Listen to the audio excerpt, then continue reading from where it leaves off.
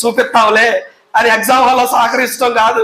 ఒరే ఎదవా, కాస్త దేవుని అంది భయభక్తులు కలిగి ఉండాలిరా, కాస్త వాక్యం చదువుకోవాలి, అప్పుడప్పుడు దేవుడి ప్రార్థన చేసుకోవాలి అని మీరు చెప్పాలి. మీ అన్నలకి మీ తమ్ముళ్ళకి మీరు చెప్పాలి.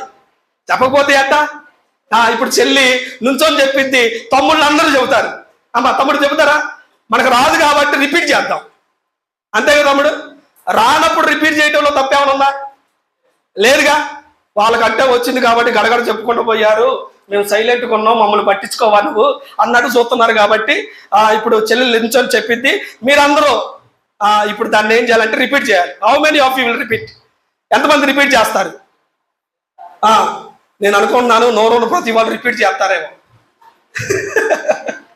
రైట్ అమ్మా, చెల్లి చెప్పురా. నీ పేరేం పేరమ్మా? పావని. ప్రవళిక. ప్రవళిక అయినా? రైట్. ప్రవళిక. ఇందాల మౌనిక, ప్రవళిక, ఇంకొక అమ్మాయి కీర్తన. Okay right. చెప్పమ్మా.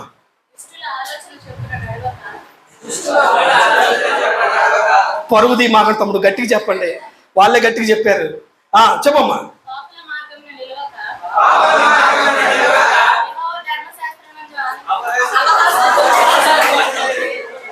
తమ్ముడు ఎవరా మనిషి? తమ్ముడు రాజేష్ నుంచోమ్మా. రాజేష్ రైట్ చెప్పమ్మా. నువ్వు కూర్చో, తమ్ముడు చెబుతాడు ఇప్పుడు. రిపీట్.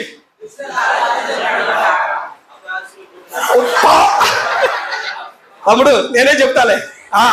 తమ్ముడు మధ్యలో మర్చిపోయింది, చూసారా? అందుకని అప్పుడప్పుడు కొన్ని తప్పుల్ని మనం యాక్సెప్ట్ చేయాలా. తప్పులు చేయగానే అంటే తప్పు చేసేవారు అనకూడదు, మనం మిస్టేక్లో వెళ్ళిపోతాం. రైట్. సో ఇప్పుడు నేను చెప్తాను తమ్ముడు, మీరు అందరూ చెప్పండి. దుష్టుల ఆలోచన చెప్పు నడవక. తర్వాత అపహాసకులు కూర్చుంటూ సాగును.